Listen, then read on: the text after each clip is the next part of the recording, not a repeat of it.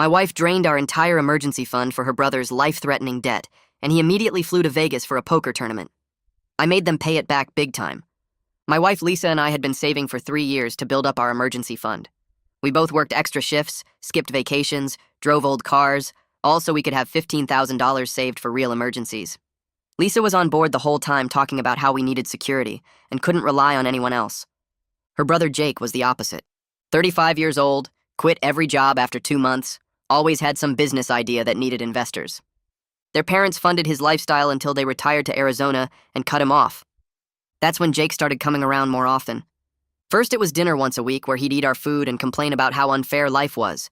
Then he was borrowing Lisa's car because his got repossessed. Then he needed groceries because his girlfriend kicked him out. Lisa always said no to money, though. She'd tell me she knew better than to give Jake cash. One Tuesday, I came home from work, and Lisa was sitting at the kitchen table crying. She said Jake had called with a real emergency this time. He owed someone bad money, and they were going to hurt him if he didn't pay by Friday. It was $12,000. I said absolutely not, that wasn't our problem. Lisa said she already gave it to him. She'd withdrawn almost our entire emergency fund that morning. I asked her how she could do that without talking to me. She said Jake promised to pay it back in a month when his new business deal came through. Some garbage about importing furniture or something. I was beyond furious, but Lisa kept saying he was her brother, and she couldn't let him get hurt. 3 days later, Jake posted pictures from Vegas with his girlfriend. The emergency was a lie. He wanted the money for a poker tournament. He didn't even win. When I confronted Lisa, she said Jake told her he used the winnings from the tournament to pay off the debt. There were no winnings. There was no debt. Just Jake being Jake. I told Lisa she needed to get our money back. She called Jake and he laughed, saying it was a gift and we could afford it. Lisa actually defended him, saying we did have good jobs. That's when I knew I was done with both of them. I moved my paychecks to a separate account Lisa couldn't access. She was furious, but I said I couldn't trust her with money anymore. Jake started calling, asking for more help because he knew Lisa had given him money before.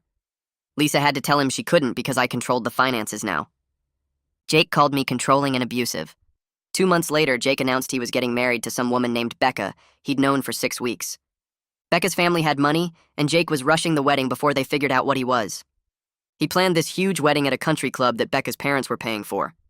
Lisa was so excited and kept talking about her brother finally growing up. She bought a $1,000 bridesmaid dress with her credit card since I wouldn't give her money from my account. The week before the wedding, I did some research on Jake's business ventures. Turns out he'd been taking money from multiple people for the same fake import business. He'd promised 7 different investors they were his sole partner. One of them was Becca's dad. I printed everything out and mailed it anonymously to all the investors. They started comparing notes and realized Jake had taken over $80,000 total for a business that didn't exist. They went to the police together and filed charges for fraud.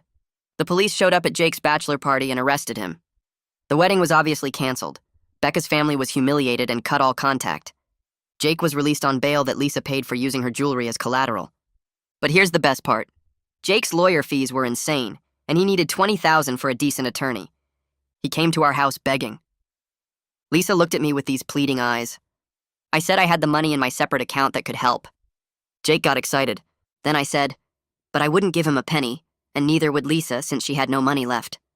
I told him maybe he should have saved an emergency fund instead of stealing ours. He called me heartless. I called the police and told them he was violating his bail conditions by harassing victims, since technically we were victims too. They picked him up again. Lisa's parents found out about everything at the canceled wedding. They were furious at both their kids. Turns out Jake had taken money from them too over the years. They wrote both Jake and Lisa out of their will until they got their acts together. 6 months later, Lisa served me with divorce papers, claiming financial abuse and demanding half of everything in my separate account plus alimony.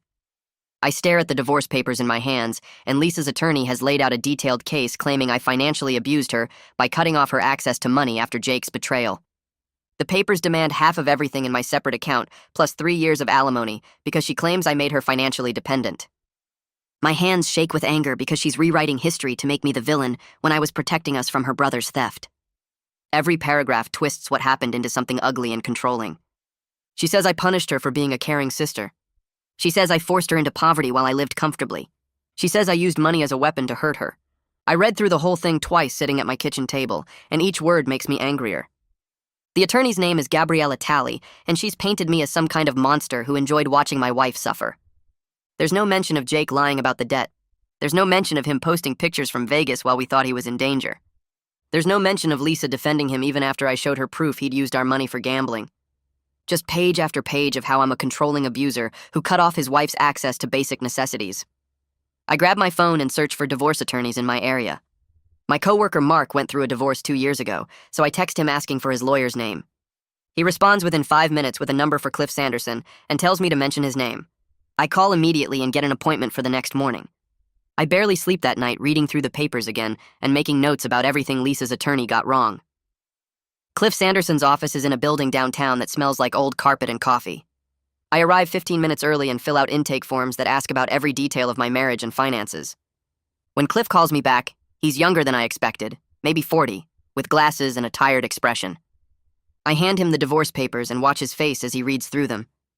He doesn't say anything for several minutes, just flips through pages and occasionally makes notes on a yellow pad. When he looks up, his expression is grim. He explains that while my reasons for creating the separate account were understandable, the way I completely cut Lisa off from household finances could be viewed as financial control. I start to argue that she proved she couldn't be trusted with money, but Cliff holds up his hand. He warns me that courts don't always see protective measures and punitive ones as different things. He asks if Lisa had any access to money for groceries, gas, or personal needs during the 6 months before she filed. I admit she didn't, that I paid all the bills directly but didn't give her cash or access to accounts. Cliff writes something down and tells me that's going to be a problem. He asks if I considered giving her an allowance or opening a joint account with limits. I tell him no, that I was too angry and didn't want her to have any chance to give Jake more money. Cliff nods and says he understands my thinking, but the judge might see it differently. He explains that even though Lisa made a terrible decision, my response of complete financial cutoff for months could look like punishment rather than protection. I feel my stomach drop because I thought I had the moral high ground here. Cliff starts making a list of what we'll need for discovery and tells me this is going to cost around $10,000 if we settle, more if we go to trial. 2 weeks after being served, I sit across from Gabriella Talley, Lisa's attorney, during our first formal meeting, and she presents bank statements showing Lisa had zero access to money for basic needs for 6 months. Cliff is sitting next to me in the conference room of Gabriella's office, which is much nicer than his. Gabriella is probably 50, with perfect makeup and an expensive suit. She spreads out papers on the table showing every transaction from my separate account. She argues I used financial control to punish Lisa for helping her brother, forcing her to max out credit cards for necessities while I had full income access. The bank statements show Lisa charged groceries, gas, and basic supplies to 3 different credit cards that are now maxed out with over $12,000 in debt. Gabriella points to specific charges for things like toilet paper and laundry detergent, asking if I really thought my wife didn't deserve access to household basics. I want to argue that Lisa could have gotten a job or that this was consequences for her actions, but Cliff squeezes my arm in warning to stay quiet. Gabriella continues laying out her case, showing that I made over $70,000 during those 6 months while Lisa had nothing. She has credit card statements showing late fees and interest charges piling up because Lisa couldn't make minimum payments. She asks if I paid any of those credit card bills. I stay quiet because Cliff told me to, but we both know I didn't. Gabriella smiles slightly and says she thinks a judge will find my behavior constituted financial abuse regardless of my motivations. She offers a settlement of half my separate account, 3 years alimony at $1,500 per month, and I pay all of Lisa's credit card debt. Cliff says we'll consider it and gets us out of there. In the parking lot, he tells me that offer is actually not terrible given how bad the optics are for my side. Jake's criminal fraud case moves forward, and I receive a subpoena to testify as a witness about the $12,000 and his fake business claims. The subpoena arrives at my house 3 weeks into the divorce proceedings, delivered by a process server who makes me sign for it. I feel a surge of satisfaction knowing I'll get to tell the court exactly what Jake did, but when I call Cliff to tell him, his reaction isn't what I expect. He warns me that anything I say under oath in Jake's case could be used against me in the divorce. He explains that if I testify about creating the separate account and cutting Lisa off financially, Gabriella will get a transcript and use my own words to prove her financial abuse case. The legal entanglement means I can't just enjoy watching Jake face consequences without risking my own position. Cliff says we need to be very careful about what I say on the stand, that I should answer only the specific questions asked and not volunteer information about my marriage or financial decisions. I tell him I want Jake to pay for what he did, that this whole mess started with his lies. Cliff understands but reminds me that my priority has to be protecting myself in the divorce, not getting revenge on Jake. We spend an hour going over possible questions the prosecutor might ask and how I should answer them. Cliff makes me practice saying things in ways that don't make me look controlling or vindictive. It's exhausting trying to tell the truth while also managing how it sounds. During the discovery phase of the divorce, Gabriella produces evidence that I was the anonymous source who sent Jake's fraud information to all his investors, including Becca's family. I'm sitting in Cliff's office when he shows me what Gabriella sent over, and my stomach drops. She has my printer metadata from the documents I mailed, and my search history researching Jake's fake business. The metadata shows the documents were printed from my home printer on a specific date, and my search history shows I was looking up information about import fraud and how to report financial crimes. Lisa's attorney argues this proves I deliberately orchestrated Jake's arrest and humiliation as revenge, going beyond protecting our finances into active retaliation against Lisa's family. Gabriella has screenshots of my browser history showing I searched for Becca's father's business address and looked up other investors in Jake's scheme. She has proof I printed 7 copies of the fraud evidence and mailed them to different addresses. Cliff asks how she got access to my computer, and I realize Lisa must have given her access before we separated. I feel violated and furious that Lisa went through my personal files. Cliff explains that in divorce proceedings, both parties have pretty broad discovery rights. Gabriella's argument is that I wasn't just protecting our money, I was actively trying to destroy Jake and hurt Lisa's family. She's framing me as vindictive and calculated rather than protective. Cliff says this complicates things because it makes me look less like a victim protecting himself and more like someone who enjoys punishing people. He asks if there's any other evidence out there that could make me look bad. I think about everything I've done in the past year and realize there's probably a lot. 3 weeks into the divorce proceedings, Lisa's parents contact me directly, and her father says they want to talk without lawyers present about what really happened. I'm surprised to see their number on my phone because they haven't called since Jake's arrest. Lisa's dad says they're in town and asks if I can meet them for coffee. I check with Cliff first, and he says it's fine as long as I don't agree to anything or make promises. We meet at a coffee shop near their hotel, and they look older than I remember from the canceled wedding. They explain they're furious at both their children, but recognize I was trying to protect myself from Jake's manipulation. Lisa's mom says they know Jake has been lying and stealing for years, that they should have cut him off completely instead of just reducing his support. Her dad says they've been talking to their own attorney about their will and their relationship with both kids. They offer to testify about Jake's history of theft from them, which could help my case, but I feel uncomfortable using their family dysfunction as ammunition, even though they're offering it freely. Lisa's dad mentions that Jake stole over $30,000 from them over the years through various lies and schemes. Her mom says Lisa knew about some of it and never said anything, that she's been covering for Jake since they were kids. They think if a judge hears about the family pattern, it might explain why I reacted so strongly to Lisa giving Jake money. I tell them I appreciate the offer, but Lisa's dad says they understand, but they want me to know they don't think I'm the villain here. They say Lisa made her choice when she gave Jake that money without telling me, and they don't blame me for protecting myself. We talk for over an hour, and they share stories about Jake that make me realize Lisa grew up in a seriously messed up family dynamic.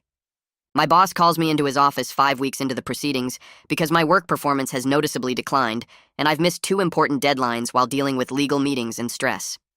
I've been at this company for 8 years and never had performance issues before.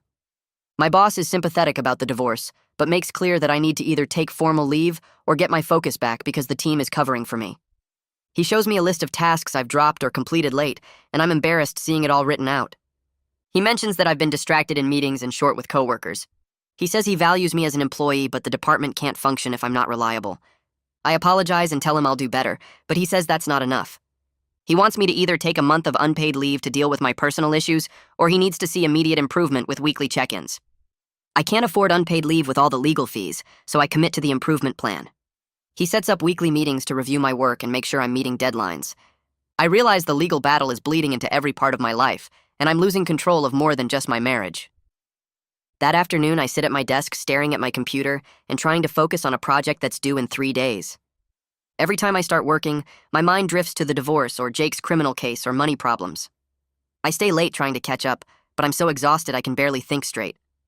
Jake's attorney approaches Cliff about a plea deal, and the prosecutor wants my testimony to strengthen their case, but agreeing to testify means more time in court and more exposure of my role in reporting Jake.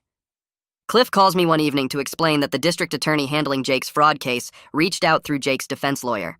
They're offering Jake a deal where he pleads guilty to reduce charges in exchange for full restitution to all victims. The prosecutor wants me to testify at the plea hearing about the $12,000 and how Jake's lies affected me. I'm torn between wanting to see Jake punished and wanting to minimize my own involvement in the ongoing legal circus. Cliff advises that being a cooperative witness in Jake's case might actually help my image in the divorce by showing I was acting on principle, not just revenge. He explains that if I testify about how Jake's fraud hurt me financially and emotionally, it could support my argument that protecting our finances was reasonable. But it also means another court appearance and more time away from work when I'm already on thin ice with my boss. I ask Cliff what happens if I refuse to testify. He says the prosecutor could compel me with the subpoena, so I don't really have a choice. We schedule the testimony for 2 weeks out, which gives me time to prepare. Cliff and I spend hours going over what I'll say and how to frame everything in a way that helps both cases. I practice my testimony until I can recite it without thinking. The court orders mediation before trial, and Lisa and I sit in a conference room with a mediator who tries to get us to find common ground, but we can't even agree on basic facts about what happened. The mediator is a woman in her 60s who specializes in divorce cases. She starts by explaining that mediation is our chance to avoid an expensive trial and reach an agreement we can both live with. She asks us each to explain our perspective on what led to the divorce. Lisa goes first and tells the story about how I became controlling and cruel after her brother needed help. She says I punished her for being a good sister and made her life miserable for months. When it's my turn, I explain about Jake's lies, the Vegas pictures, and Lisa choosing to defend her con artist brother over our marriage. The mediator tries to find points of agreement, but everything becomes an argument. Lisa insists I turned into a controlling monster after Jake took the money, and I insist she chose her con artist brother over our marriage. We go back and forth for 2 hours, getting nowhere. The mediator keeps trying different approaches, asking about our good memories together, or what we each need to move forward. Nothing works because we're both too angry and hurt. Lisa starts crying at one point, saying she just wanted to help her family and I made her feel worthless. I stay quiet because anything I say will just make it worse. The mediator finally admits we're too far apart for mediation to work, and we're headed for a full divorce trial that will cost us both a fortune. She says she's sorry she couldn't help us reach an agreement. Lisa leaves first, and I sit in the conference room for a few minutes, feeling completely drained. Cliff meets me in the parking lot and says we need to prepare for trial, which means more depositions, more discovery, and a lot more legal fees. Gabriella hires Jean Beckham, a forensic accountant, to examine all our finances, and suddenly every transaction I've made in 3 years is being scrutinized and questioned. Jean's preliminary report arrives at Cliff's office in a thick binder, and we spend an afternoon going through it together.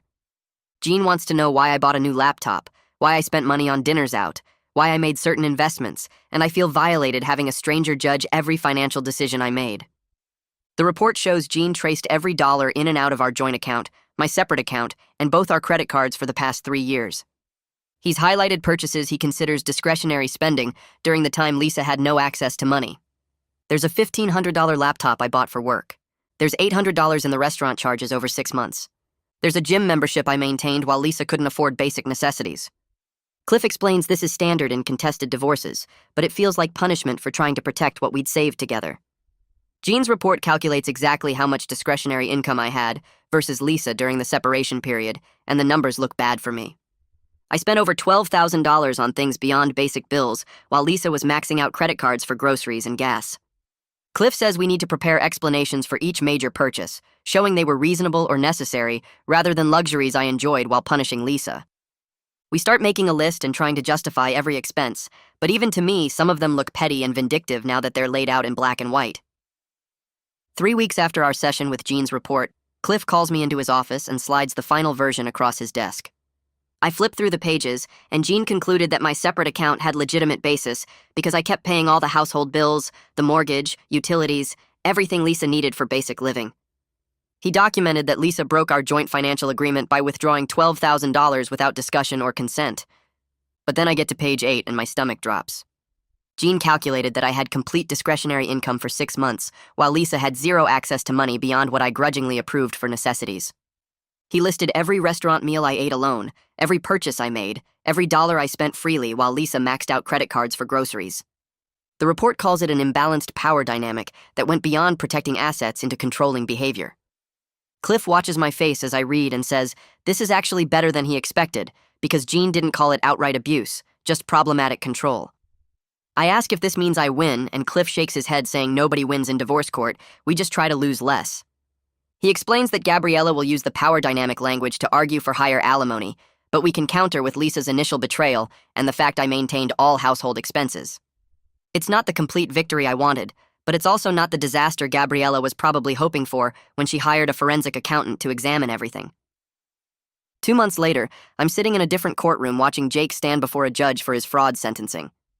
The prosecutor reads out how Jake took over $80,000 from 7 different investors for a fake furniture import business that never existed.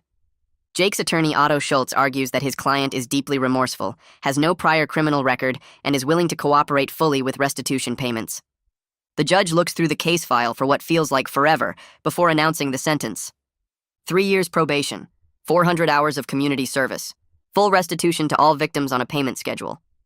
I wait for the judge to add jail time, but she says since this is Jake's first offense and he's showing cooperation, she's willing to give him a chance to make things right without incarceration. Jake actually smiles when he hears no jail time. I watch him walk out of the courtroom with just probation, and I feel completely cheated. This man destroyed people's trust, stole their money, lied to everyone including his own sister, and he gets to walk free because it's his first time getting caught. At least he has a criminal record now. At least he has to pay everyone back. But it doesn't feel like enough justice for all the damage he caused. Lisa's parents are in the courtroom too, and her father looks just as disappointed as I feel when Jake walks past us grinning like he just won something. 14 days after Jake's sentencing, I'm at work when Cliff calls saying we have a new problem. Becca's family filed a civil lawsuit against Jake for fraud and emotional distress, and their attorney April Walden wants to depose me about what I knew and when I knew it. I ask Cliff how I'm possibly relevant to Becca's lawsuit, and he explains that since I was the one who exposed Jake's fraud scheme, they want my testimony about how I discovered the fake business and why I reported it. I feel exhausted just thinking about another legal proceeding. Every time I think I'm done dealing with Jake's mess, another lawsuit or hearing gets added to my calendar. Cliff says the deposition will probably take half a day, and I need to be careful about what I say because anything I admit could still be used in my own divorce case.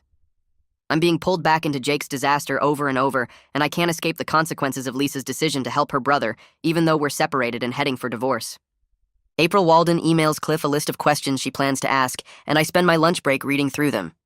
She wants to know when I first suspected Jake was lying. She wants to know why I investigated his business claims.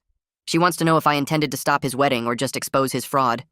Every question feels like it's designed to make me look vindictive rather than protective. 3 weeks later, during a routine discovery exchange for the divorce, Gabriella sends over a box of documents that include something I wasn't expecting. Mixed in with bank statements and credit card bills, there are therapy intake forms showing Lisa started seeing a counselor named Dr. Kendall Smith 4 months into our separation. I flip through the intake notes, and they indicate Lisa is working on understanding why she enabled Jake and how her family dynamics affected her marriage. There are session summaries where Lisa discusses her pattern of protecting her brother at the expense of other relationships. She's actually examining her role in what happened. I feel an unexpected flash of something that might be empathy, reading that Lisa recognizes she made terrible choices and is trying to understand why. For about 30 seconds, I think maybe we could have worked this out if she'd gotten therapy earlier. Then I remember she's currently suing me for financial abuse and demanding half of everything plus alimony, and the empathy hardens back into defensive resentment. She can examine her role all she wants in therapy, but she's still trying to take my money in court. She's still claiming I'm the abuser when she's the one who betrayed our trust first. I shove the therapy forms back in the box and tell Cliff I don't care that Lisa's seeing a counselor. It doesn't change what she did or what I'm willing to settle for. 6 months into the divorce proceedings, Cliff asks me to come to his office for a serious conversation without any legal documents between us. He sits across from me and explains that going to trial is extremely risky because judges are unpredictable, and I could end up paying more in alimony and asset division than if we settle now. He pulls out a spreadsheet showing the legal fees I've accumulated so far, and the number makes me feel sick. $18,000 in attorney fees, expert witness fees, court costs, and filing expenses. Then he shows me a projection of what a trial would cost with more depositions, expert testimony, and 3 days of courtroom time. Another $15,000 to $20,000 minimum. I'm looking at potentially spending more on legal fees than Jake originally stole from our emergency fund. Cliff says my pride wants to fight this in court and be vindicated, but my practical side needs to recognize that neither Lisa nor I can afford to keep bleeding money to attorneys. He explains that settlement means compromise, and I won't get everything I want, but I also won't risk a judge deciding I'm completely in the wrong and awarding Lisa even more than she's asking for. I sit in his office for 20 minutes doing math in my head, and every calculation leads to the same conclusion. Fighting this in court is going to cost me more than settling, even if settlement feels like admitting I did something wrong. Settlement negotiations begin the following week, and every discussion feels like pulling teeth as we argue over furniture, retirement accounts, debt responsibility, and how much alimony is fair. Gabriella opens by demanding 4 years of alimony at $2,000 per month, which would be $96,000 total. Cliff counters with 1 year at $800 per month, which is less than $10,000. We're so far apart that the first mediation session ends with nothing resolved. The second session focuses on dividing assets, and we spend 3 hours arguing about who gets the couch, the television, the kitchen table we bought together. Lisa wants half of my retirement account, even though most of it was there before we married. I want her to take responsibility for the credit card debt she accumulated during our separation. Gabriella argues that I forced Lisa into debt by cutting off her access to money. Cliff argues that Lisa created the situation by giving Jake our emergency fund.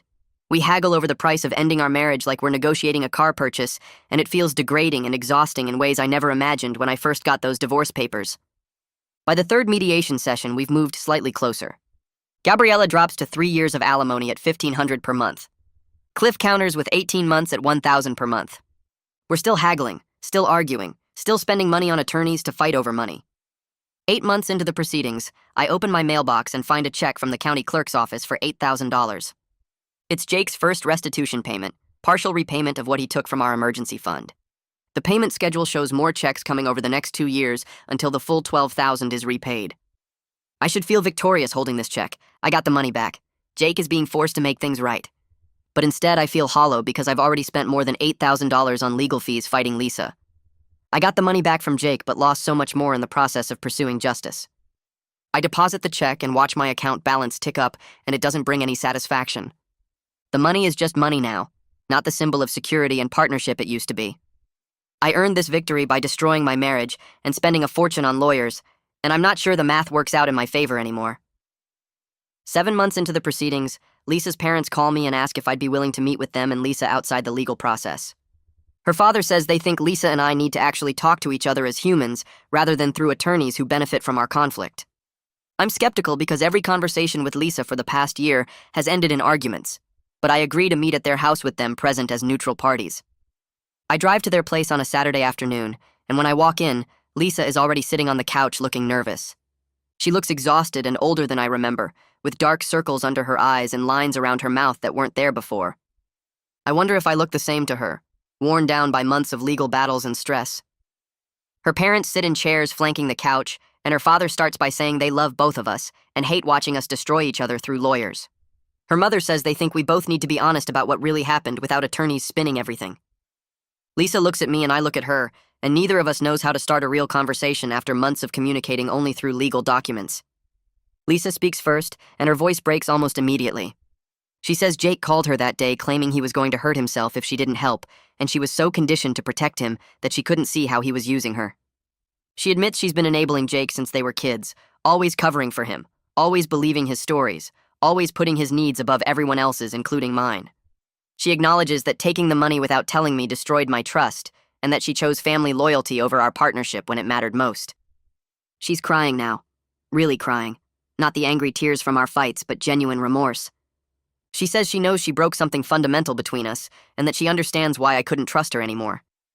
I listen to her genuine remorse and realize that while she made terrible choices, Jake was the real architect of this disaster. Lisa was caught between impossible loyalties, programmed from childhood to protect her brother no matter what, and Jake exploited that conditioning ruthlessly. It doesn't excuse what she did, but it helps me understand why she did it. Her parents are quiet, letting us talk without interruption. For the first time in a year, I admit out loud that cutting Lisa off financially completely was about punishing her as much as protecting our money. I acknowledge that I used financial control as a weapon because I felt so powerless after her betrayal. I tell her that making her beg for grocery money or forcing her to max out credit cards crossed a line from protection into retaliation. I wanted her to suffer the way I was suffering, and I used money as the tool to make that happen. I say I was so focused on being right and making sure she faced consequences that I became the controlling person Jake accused me of being.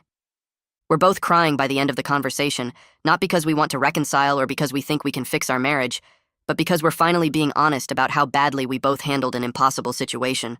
Her parents hand us tissues and we sit in their living room, acknowledging our failures without lawyers telling us what to say or how to spin it.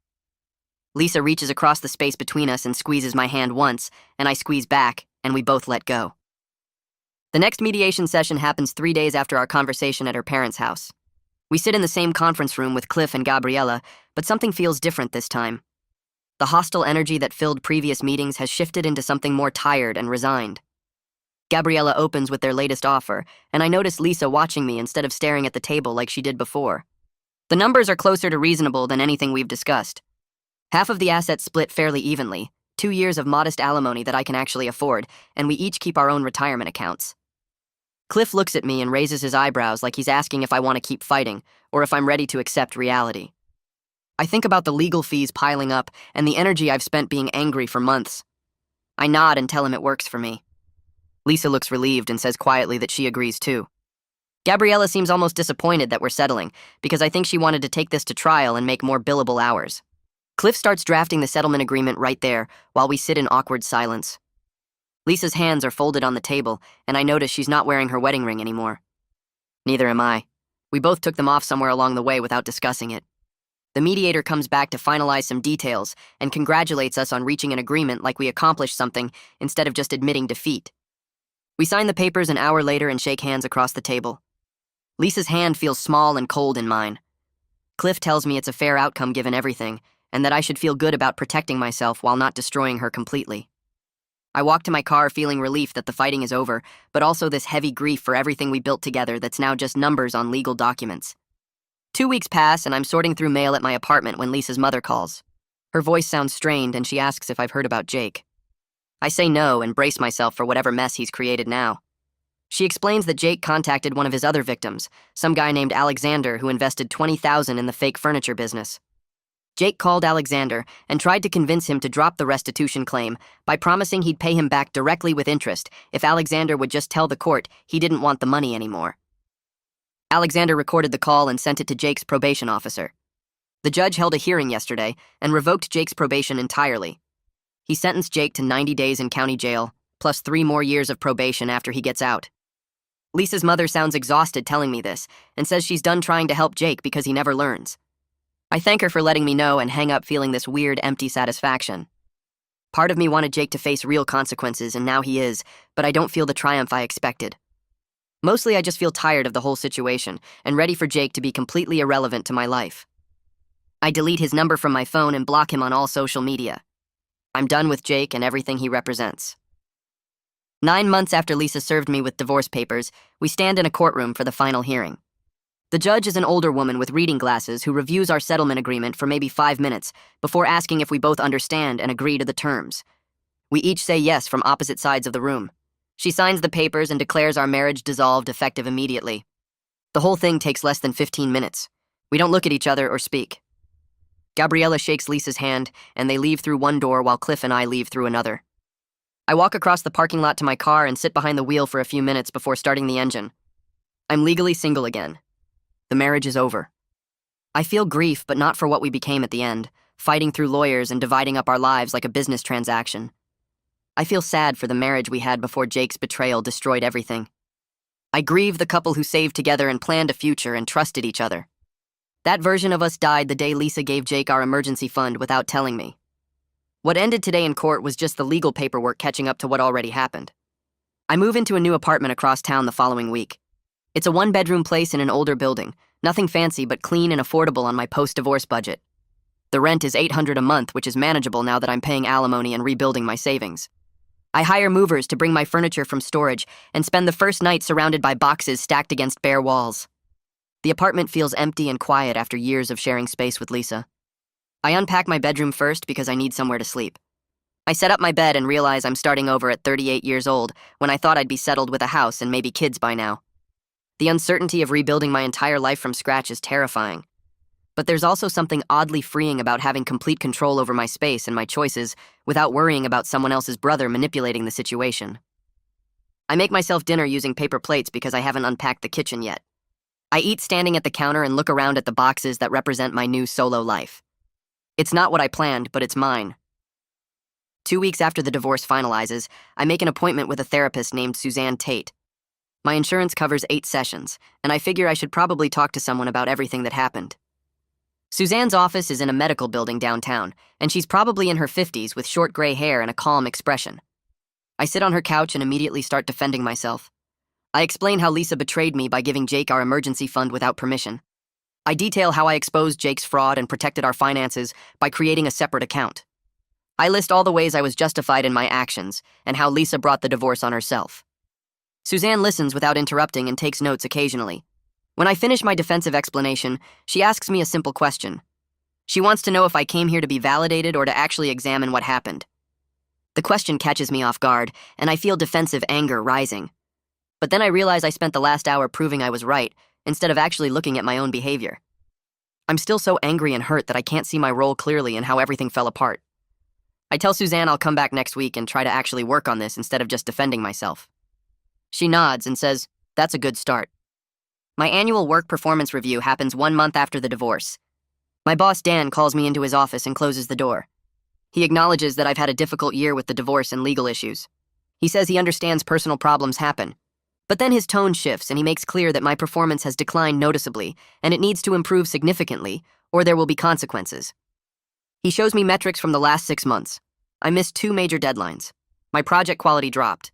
I was late to meetings or didn't show up at all. Other team members had to cover my work while I dealt with lawyers and court dates. Dan hands me a development plan with specific goals and regular check-ins. I have 3 months to show improvement, or I'll be placed on formal probation. I feel embarrassed and angry at myself for letting my personal crisis bleed into my professional reputation. I spent years building credibility at this company and nearly destroyed it in less than a year of divorce chaos. But I also recognize I need the structure and accountability. I thank Dan and promise to do better. I mean it this time. 6 weeks after the divorce, I'm shopping for groceries on a Saturday afternoon when I see Lisa in the produce section. She's examining apples and doesn't notice me at first. I consider leaving before she sees me, but that feels cowardly. I walk over and say hi. She looks up startled and then smiles awkwardly. We have maybe 30 seconds of stilted conversation about how we're both doing. She looks healthier than during the divorce proceedings, less stressed. She mentions she got a job at a medical office doing billing work. The hours are decent and the pay is okay. I tell her I'm glad she's working and I mean it without any sarcasm or resentment. She asks how I'm doing, and I say I'm adjusting to the apartment and focusing on work. We stand there for another moment not knowing what else to say. She tells me to take care of myself and I say the same to her. We part ways and continue our separate shopping. I realize walking away that I don't hate her anymore. The anger that consumed me for months has faded into something quieter. I just feel sad about how everything fell apart and grateful that we can at least be civil when we run into each other. 2 months after the divorce, Lisa's parents call and invite me to a family dinner at their house. I spend 3 days trying to decide if maintaining that connection is healthy or if I need clean boundaries with my ex-wife's family. I talk about it in therapy, and Suzanne asks what I'm afraid of. I realize I'm scared of getting pulled back into their family drama or feeling obligated to care about their problems. But I also recognize they've been kind to me throughout this whole mess, and they're not responsible for what Jake or Lisa did. I call them back and decline the dinner invitation, but tell them I'm open to occasional coffee and updates about how everyone is doing. I need some distance, but I don't want to cut them off completely. Lisa's father sounds relieved when I explain this. He says they understand and respect my boundary. He's glad I'm not shutting them out entirely. I hang up feeling good about the decision. I'm learning to set limits that protect me without burning every bridge. After a year of scorched earth tactics with Lisa and Jake, this feels like actual growth. We agree to meet for coffee every few months to stay loosely connected. It feels like a mature compromise that honors what we meant to each other, without pretending the divorce didn't happen. Our first coffee meeting happens at a place near their house. Lisa's mother brings photos of their trip to Arizona, and we talk about normal things for a while. Then her father mentions Lisa has completely cut off contact with Jake. She told him she won't help him anymore no matter what sob story he invents. She blocked his number and refused to visit him in jail. She told their parents that Jake used her for years, and she's done being his safety net. I feel validation hearing that Lisa finally learned the lesson I tried to teach her. She recognized Jake's manipulation and set boundaries to protect herself.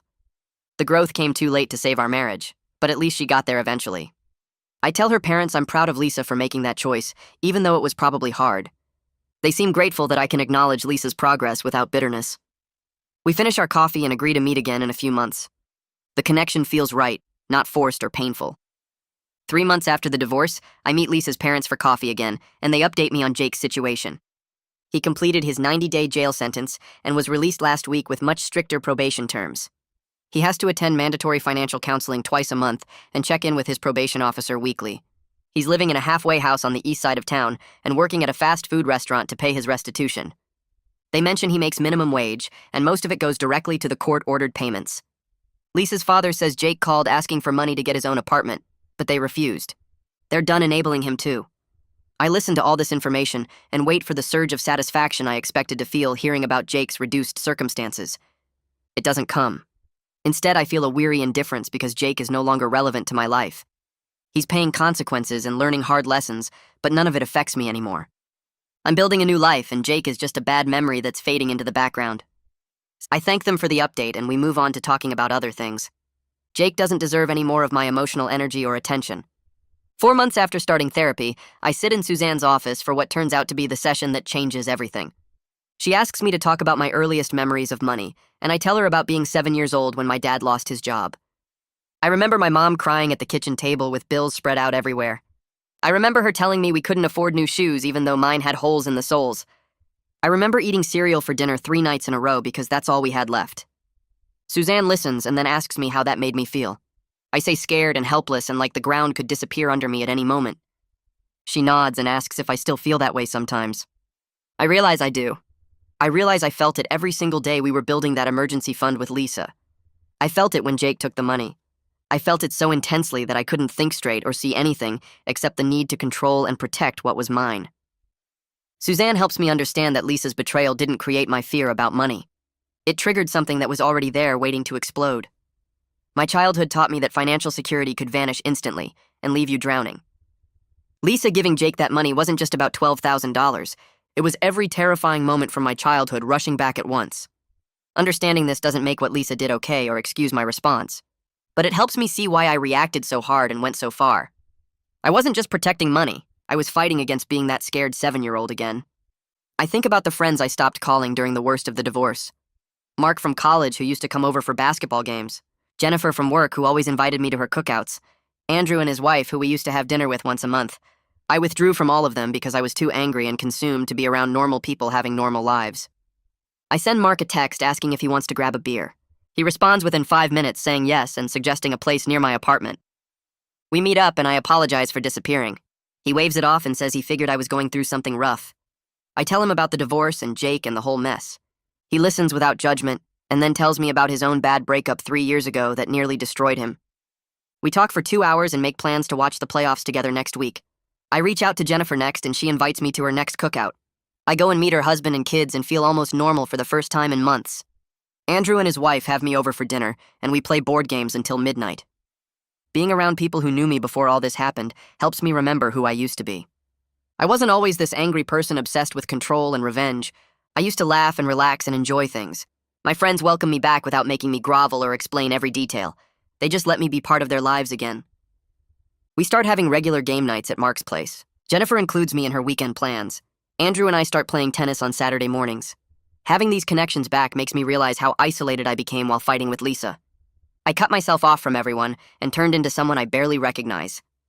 6 months after the divorce finalizes, I make an appointment with a financial planner named Richard, who comes recommended by a coworker. I walk into his office feeling nervous about what he'll tell me. I bring all my bank statements and investment records and the divorce settlement paperwork. Richard spends an hour going through everything while I sit there expecting him to say I'm in terrible shape. Instead, he looks up and says, I'm actually doing okay considering what I went through. The divorce was expensive, but I kept working and maintained my savings habits even during the chaos. My retirement accounts took a hit from the settlement, but they're not destroyed. I have about $6,000 in liquid savings right now. Richard helps me create a plan to rebuild my emergency fund systematically. We set a goal of getting back to $15,000 within 18 months by saving $800 per month. This time, the emergency fund feels different because it's mine alone. I'm not building it as part of a shared future or joint security. I'm doing it for myself and my own peace of mind. Richard also helps me look at my overall financial picture and set realistic goals for retirement and future purchases. He suggests some investment adjustments that will help me recover faster from the divorce costs. By the end of the meeting, I feel cautiously hopeful about my financial stability returning. I'm not where I was before Jake took the money, but I'm not destroyed either. I have a plan and the ability to execute it. Richard schedules a follow-up in 3 months to track my progress. I leave his office feeling lighter than I have in over a year. 7 months after the divorce, my phone buzzes with a text from Lisa. I stare at her name on my screen for a full minute before opening it. She asks if I'd be willing to meet for coffee because she's working through some things in therapy and wants a closure conversation. My first instinct is to say no and block her number. But I'm curious what she wants to say. I'm also far enough past the anger that I think I can handle seeing her without losing my mind. I text back that I'll meet her at a neutral coffee shop downtown. We agree on a time for Saturday afternoon. When Saturday comes, I arrive at the coffee shop early and pick a table in the back corner. Lisa walks in exactly on time looking nervous. She's wearing jeans and a sweater I don't recognize. Her hair is shorter than it was during the divorce. She looks healthier somehow, less stressed. We sit down across from each other and order coffee. The silence is awkward at first. Lisa thanks me for agreeing to meet. She says she knows I didn't have to, and she appreciates that I'm giving her this chance. She tells me she's been in therapy consistently since the divorce, and she's been working hard to understand her part in everything that happened. She says she needs to have this conversation for her own healing process. I nod and tell her I'm listening. She looks determined but also scared, like she's about to jump off a cliff. Lisa starts talking, and I force myself to really listen instead of preparing my defense. She admits she enabled Jake her whole life because she was conditioned to protect him from consequences. Their parents always made her responsible for keeping Jake out of trouble. If he failed, it somehow reflected on her as the older sister. She learned to cover for him and rescue him and prioritize his needs over everything else. When Jake called with the fake emergency about owing money, she didn't even question it.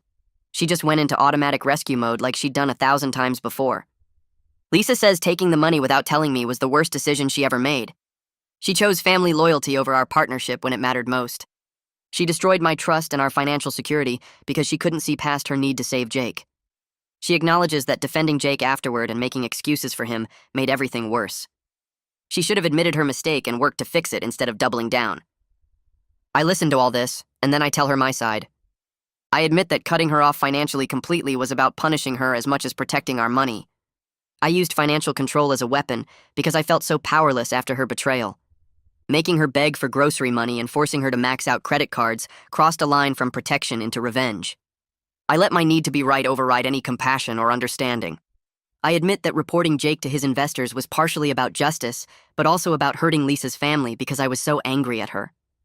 We both sit with these admissions for a while. Lisa says she understands why I reacted the way I did, even though it hurt. I say I understand why she helped Jake, even though it destroyed us. We agree that we both could have handled things differently. Neither of us was completely right or completely wrong. We were just two people making terrible choices under pressure, and then making more terrible choices in response. We release each other from the ongoing hostility that's been poisoning us both. This conversation doesn't fix anything or change the past, but it feels like we're finally being honest without lawyers or anger dominating every word. Lisa tells me something I didn't know. Jake tried to manipulate her into lying to his probation officer about his employment a few months ago. He wanted her to say he was working for her at a fake job, so he could meet his probation requirements without actually working. Lisa refused. Jake got angry and said she owed him after everything he'd been through because of me.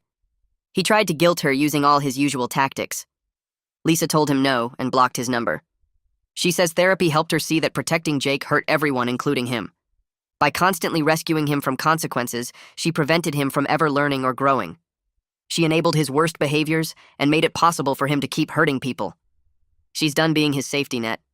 She told their parents she won't help Jake anymore no matter what story he tells. She won't give him money or cover for him or lie for him. She's completely cut him out of her life. I feel genuine respect for Lisa making that choice. I know it wasn't easy to walk away from her brother after a lifetime of being his protector. I tell her I think she's doing the right thing for herself. She needs to protect her own peace and stability instead of sacrificing everything for Jake's endless needs. We talk for another hour about our lives now. Lisa tells me about her job at the medical office and how she's slowly rebuilding her finances. I tell her about therapy and reconnecting with friends. We share updates without any agenda or hidden motives. When we're ready to leave, we stand up and Lisa asks if she can hug me. I say yes. We hug briefly, and it feels like we're finally able to let go of the marriage without hating each other. We walk out of the coffee shop going in different directions. I feel lighter somehow. The closure conversation wasn't about reconciliation or friendship. It was about releasing the poison and moving forward separately without dragging all that anger into our new lives. 8 months after the divorce, my boss calls me into his office, and I immediately worry about another performance discussion. Instead, he tells me he's been impressed with my turnaround over the past few months. My work quality is back to where it should be. I'm meeting deadlines consistently. I'm contributing in meetings again. He says he wants to offer me a promotion to senior analyst with a significant raise and new responsibilities managing a small team. I stare at him for a second, processing the news. I ask if he's serious. He smiles and says completely serious. The promotion comes with a $12,000 salary increase and the chance to mentor 3 junior analysts. I accept immediately and thank him for giving me another chance after nearly destroying my professional reputation. He says everyone goes through rough patches and what matters is how you recover. I walk out of his office feeling proud of myself for the first time in forever. I managed to rebuild my career standing after letting it fall apart during the divorce chaos. The increased income will help me recover financially faster than I expected. I can boost my emergency fund contributions and maybe even start saving for a down payment on a house eventually. That night, I call my dad and tell him about the promotion. He congratulates me and says he's proud of how I handled everything. I realize I'm proud of myself too. Not for how I handled the crisis with Lisa and Jake, but for how I picked myself up afterward and did the hard work of actually getting better instead of staying bitter and stuck. 9 months after the divorce, Jennifer mentions she has a friend from her book club who's recently single and might be interested in meeting someone. I panic a little at the thought of dating again. I haven't been on a first date in over a decade. I don't even know how to talk to someone new romantically, but I also feel ready to at least try.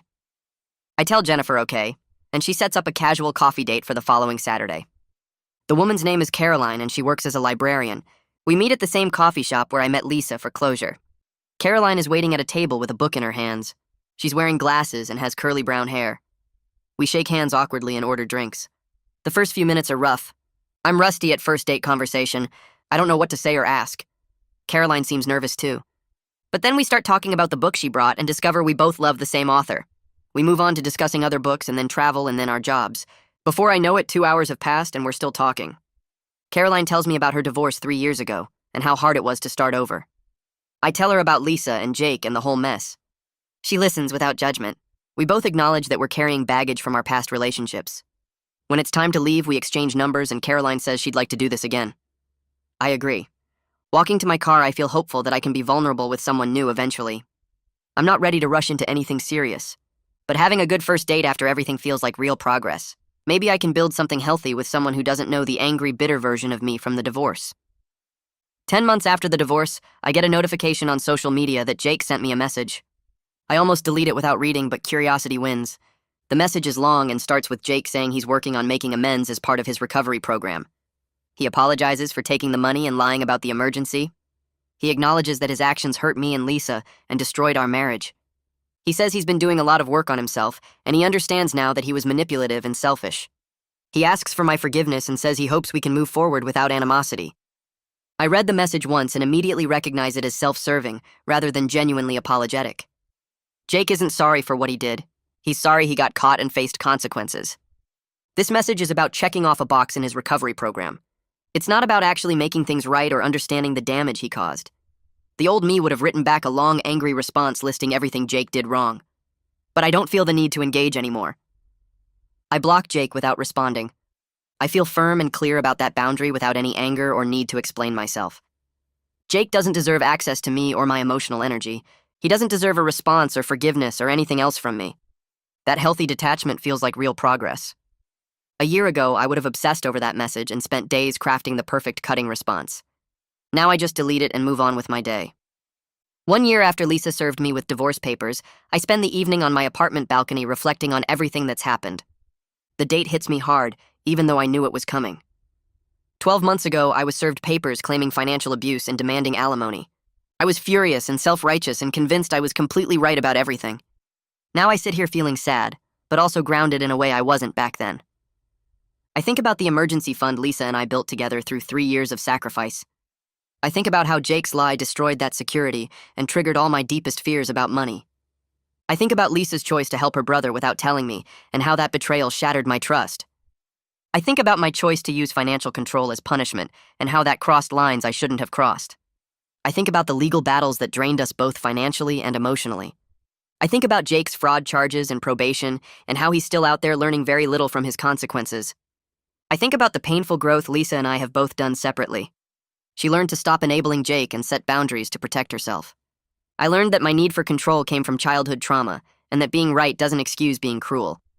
We both made terrible choices under pressure and then had to live with the consequences.